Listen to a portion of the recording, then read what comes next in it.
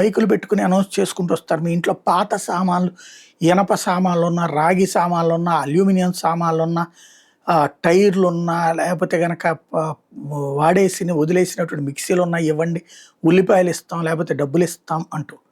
ఇప్పుడు ఆ పనిని ప్రభుత్వం చేస్తుంది. ఇప్పటికే ప్రభుత్వాలు స్వచ్ఛ రథాలు అన్నటువంటి పేరుతో మీరు మాకిస్తే మీకు నిత్యావసర వస్తువులు ఇస్తామని. ఇప్పుడు దాన్ని సెకండ్ ఫేజ్కి తీసుకెళ్లారు. గ్రామీణ ప్రాంతాలు గ్రీన్ షాప్స్ అని పెట్టి ఈ ఇంట్లో పనికిరాని వస్తువులు తీసుకెళ్ళి ఆ గ్రీన్ షాపులు ఇస్తే నిత్యావసర వస్తువులు ఇచ్చేట్టు. వాస్తవంగా పర్యావరణ పరిరక్షణలో భాగంగా కేంద్ర ప్రభుత్వం తీసుకొచ్చినటువంటి విధానంలో భాగంగా వచ్చినవి ఇవి. దీనికి సంబంధించినటువంటి ఫండింగ్తో పెడుతున్నారు. మంచి ఆలోచనే. కాకపోతే ఏంటంటే ఏ వస్తువులు తీసుకుంటారో ప్రజలకి ఇంటిమేట్ చేస్తే అవే తెస్తారు. లేకపోతే ప్రతి చెత్త తీసుకొచ్చి ఆ తర్వాత ఎక్కడ పడితే అక్కడ పారేస్తే అవి మళ్ళీ అనవసరమైనటువంటి పారిశుద్ధ్య సమస్యలు వస్తాయి.